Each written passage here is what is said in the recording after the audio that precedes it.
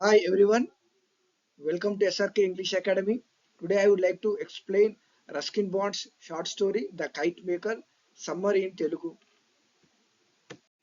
About Ruskin Bond, The Kite Maker is a short story written by well-known children's writer and Indian author of British descent Ruskin Bond. So The Kite Maker అనే ఈ short స్టోరీని Ruskin bond రాశారు. అతను British సంతతికి చెందిన భారత రచయిత, అలాగే బాల సాహిత్యంలో చాలా మంచి పేరున్న వ్యక్తి. So he was born in 1934 in Kasauli, Punjab state agency, British India. So ఒకప్పుడు బ్రిటిష్ ఇండియాలో 1934లో కౌసౌలిలో జన్మించారు. Now he lives in Mussoorie. ఇప్పుడు ఉత్తరాఖండ్లోని ముసోరీ డెహ్రాడూన్ జిల్లాలోని ముసోరీలో నివసిస్తున్నారు.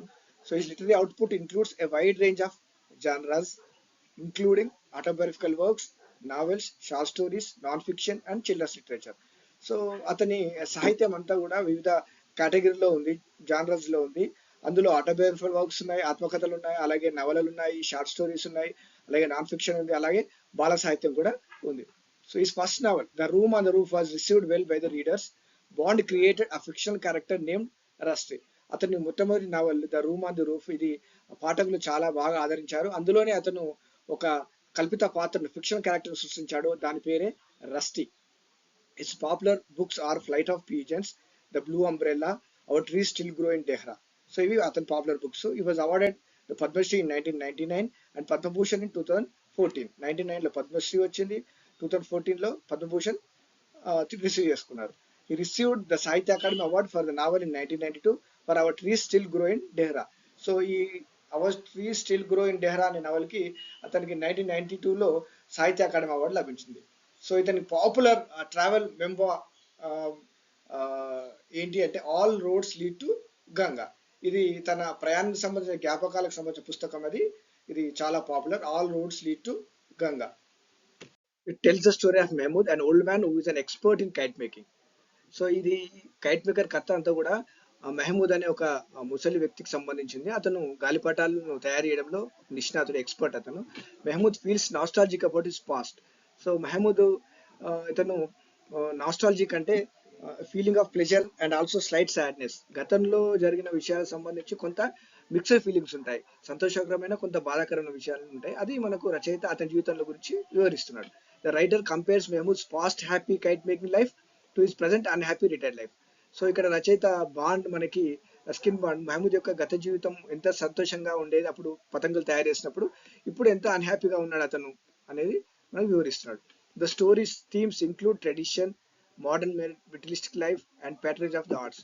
సో ఇందులో థీమ్స్ ఏంటి అంటే ప్యాటర్నేజ్ ఆఫ్ ఆర్ట్స్, కళని పోషించడం సంబంధించి, అలాగే అధునాతన యాంత్రిక జీవితం, జనాలు ఎంత యాంత్రికంగా తయారనేది, అలాగే ట్రెడిషన్స్ ఏ విధంగా మర్చిపోయారనేది. The story begins with Ali, the grandchild of Mahmood, running to his grandfather as his kite is stuck in a banyan tree at an abandon mosque in Gali Ramnath. So Gali Ramnath అనేది ఒక వీధి పేరు. ఈ గలీలో ఒక అబాండన్ మాస్క్ ఉంది, అంటే వదిలివేయబడ్డ పాడుబడ్డ ఒక మాస్క్ ఉంది. అందులో నుంచి క్రాక్స్ నుంచి ఒక పెద్ద బనియన్ ట్రీ, యాన్షియంట్ బనియన్ ట్రీ ఉంది, పెరిగింది. అతను అలీ మెహమూద్ యొక్క గ్రాండ్ సన్, అంటే అతని కొడుకు. సో ఇతని అలీ యొక్క పతంగ్ గాలిపటము బనియన్ ట్రీలో చిక్కుకుందని పరిగెత్తుకుంటూ వచ్చి తన తాత మెహమూద్ కి చెప్తాడు. Ali promises him that he will not lose the kite again. So Mehmood ఇంకా గాలిపటాలు ఎగరేయడం రాలేదు అన్నప్పుడు అలీ ప్రామిస్ చేస్తాడు, నేను మళ్ళీ పతంగ్ని గాలిపటాన్ని పోగొట్టుకోను అని చెప్పేసి ప్రామిస్ చేస్తే, the old man thinks of his bygone days. So not many children buying kites these days. So old man తన గతంలో పతంగ్ తయారు చేసినప్పుడు ఎంత హ్యాపీ లైఫ్ ఉండేది అనేది ఆలోచిస్తూ ఉన్నాడు. అలాగే ఇప్పుడు మాత్రం పిల్లలు ఎవరు కూడా గాలిపటాలని పతంగులని కొనట్లేదు. They prefer to spend money on movies. So దానికి బదులుగా వాళ్ళు ఎక్కువగా సినిమాలకు ఖర్చు పెడుతున్నారు డబ్బులంతా కూడా. దో ఈ sold his kite shop premises, he still makes kites for his own pleasure and for his grand son. So అతను గతంలోనే తన కైట్ షాప్ యొక్క ప్రెమిసెస్ అమ్మేశారు, అయినా కానీ ఇంకా కూడా అతను కైట్స్ తయారు చేస్తూనే ఉన్నాడు. ఎందుకంటే అతని సంతోషం కోసము, అలాగే తన గ్రాండ్ సన్ అలీ కోసం, తన మనమడు అలీ కోసము పతంగులు తయారు చేస్తా ఉన్నాడు. Grand father makes another kite for Ali. So అది పతంగ్ బనియన్ ట్రీలో చిక్కుకుంది కాబట్టి ఇంకొక పతంగ్ని, గాలిపటాన్ని తన మనమడు అలీ కోసం తయారు చేశాడు. In those days kite playing was a favourite pass time to Kings and grown men. ఇక్కడ రస్కిన్ బాండ్ మెహమూద్ యొక్క హ్యాపీ లైఫ్ ఎలా ఉండేది అనేది చెప్తున్నాడు. సో ఆ రోజుల్లో గాలిపటాలు ఎగరవేయడం అనేది ఒక ఫేవరెట్ పాస్ టైం ఉండేది. సరదాకు చాలా మంది కింగ్స్ అలాగే అడల్ట్స్ అందరూ చేసేది ఆ పని, ఎగరవేసేది.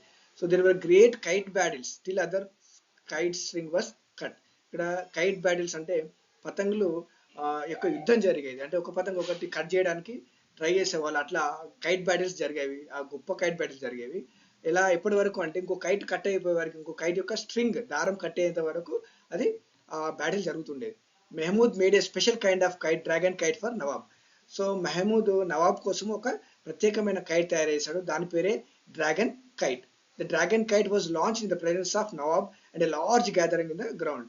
సో ఒక గ్రౌండ్, ఓపెన్ గ్రౌండ్ లో చాలా మంది జనాల ముందు ఈ డ్రాగన్ కైట్ ని నవాబ్ ముందు అది లాంచ్ చేశాడు అనమాట, ఎగురవేశారు. ఈ presented musical kite to Nawab which makes a violin sound while flying in the sky. అలాగే ఇతనికి రకరకాల కైట్స్ తయారు చేయడంలో ఎక్స్పర్ట్ కాబట్టి ఒక మ్యూజికల్ కైట్ కూడా తయారు చేశాడు. అది గాల్లో ఎగురుతున్నప్పుడు వైలిన్ సౌండ్ వస్తుంది, అది నవాబ్కి అతనికి ప్రజెంట్ చేశాడు. Once kite makers also had patrons like poets but now no one knew Mehmood. ఒకప్పుడు కవులకు ఏ విధంగా అయితే పేట్రన్స్ ఉండేవాళ్ళు, పోషకులు ఉండాలి, పేట్రన్స్ అంటే పోషకులు ఉండేవాళ్ళు, అలాగే ఈ కైట్ మేకర్స్ పతంగులు తయారు చేసే వాళ్ళకు కూడా నవాబ్స్, కింగ్స్ పేట్రన్స్ గా ఉండేవాళ్ళు. కానీ ఇప్పుడు మెహమూద్ అంటే ఎవరికి తెలియదు. Neighbours use to enquiry about his health. So neighbours అప్పుడు వాళ్ళు ఇతని హెల్త్ గురించి ఆరాధిసేవాళ్ళు. Now he laments that there are not enough open spaces for flying kites. ఇప్పుడు ఇతను చాలా లామెంట్స్, బాధపడతా ఉన్నాడు. ఏంటి అంటే ఇక్కడ ఓపెన్ స్పేసెసే లేవు, బహిరంగంగా ప్రదేశాలు లేవు, ఓపెన్ గ్రౌండ్ లేదు కైట్స్ ఎగరేయడానికి అని బాధపడుతున్నాడు. ఎందుకంటే ఓపెన్ ప్లేస్ అంతా కుదించుకుపోయి అన్ని కాంక్రీట్ బిల్డింగ్స్ వచ్చేసాయి. Modern men are busy with their routine living a materialistic life. So ఇక్కడ ఈ ఆధునిక మనుషులందరూ కూడా వాళ్ళ రూటీన్లో, దినచర్యలో బిజీ అయిపోయారు, యాంత్రిక జీవితం గడిపిస్తూ ఉన్నారు. Struggling for a living. So జీవితం కోసం ఎప్పుడు పోరాడుతూ ఆ లివింగ్లోనే దానికోసమే వాళ్ళు బిజీ లైఫ్ను గడిపేస్తున్నారు. కానీ సరదాకి కైట్ ప్లేయింగ్ అనేది వాళ్ళు ఇప్పుడు చేయట్లేదు, మర్చిపోయారు. Now men don't have time to fly kites and his neighbourhood don't show concern for the old man Mehmood. So ఇప్పుడు ప్రస్తుతం, ఒకప్పుడేమో ఇతని గురించి అందరూ ఎంక్వైరీ చేసేవారు, మెహమూద్ హెల్త్ గురించి ఎలా ఉన్నారనేది. అలాగే కింగ్స్, నవాబ్స్ కూడా పేట్రన్స్ గా ఉండేది, కైట్ మేకర్స్ ని పోషించేవాళ్ళు.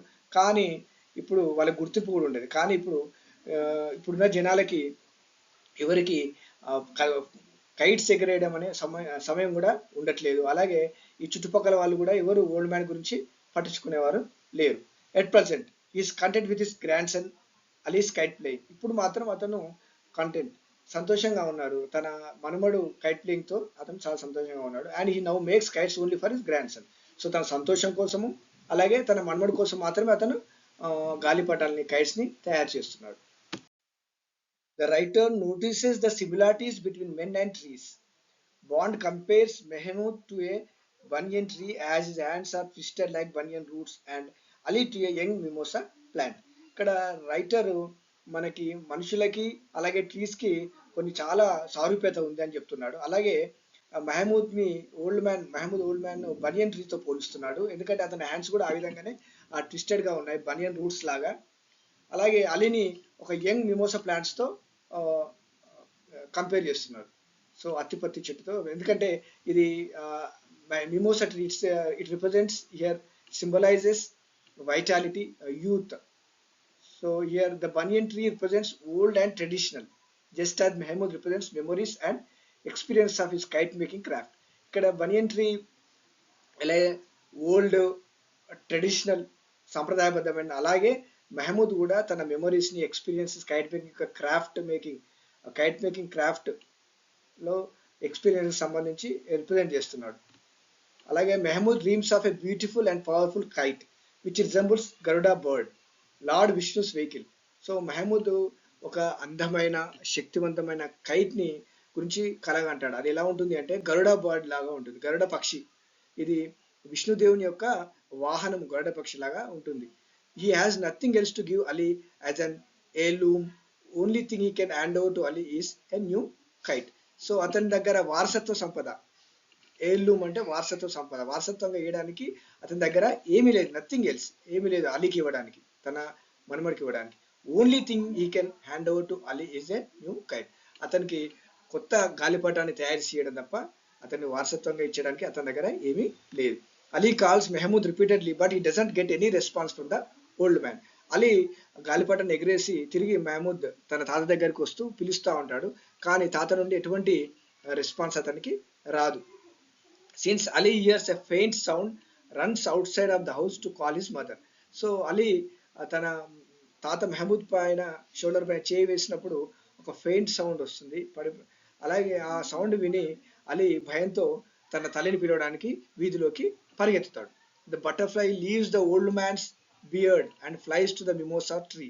సో ఆ ఓల్డ్ మ్యాన్ మెహమూద్ యొక్క గడ్డం పైన ఉన్న బటర్ఫ్లై అక్కడి నుంచి ఎగిరి అత్తిపత్తి మిమోసా ట్రీ పైకి ఎగురుతుంది. Strong wind carries the tan kite in to the blue sky. ఏదైతే టాన్ చిరిగిపోయిన పతంగ్ గాలిపటం ఏదైతే ఉందో ఆ చెట్టులో అది గట్టిగా గాలి వీయడం వల్ల అక్కడ నుండి ఎగిరి నీలాకాశంలోకి ఎగిరిపోతుంది, టాన్ కైట్, చిరిగిన kite. So the writer symbolically represents the death of the old man. So ఇదంతా కూడా మనకి చెప్పడం వల్ల రైటర్ మనకి సింబాలిక్ గా ఏం చెప్తున్నాడంటే ఓల్డ్ మ్యాన్ చనిపోయిన విషయం మనకి తెలియజేస్తున్నాడు. Symbols use in the story or banian tree, mimosa tree, butterfly and tan kite. So ఇవన్నీ సింబల్స్ ఇక్కడ వాడాడు. So banian tree represents Mehmood, old kite maker. Mimosa tree represents Ali, his grandson. So with this, we finish the summary. Thank you for watching this video.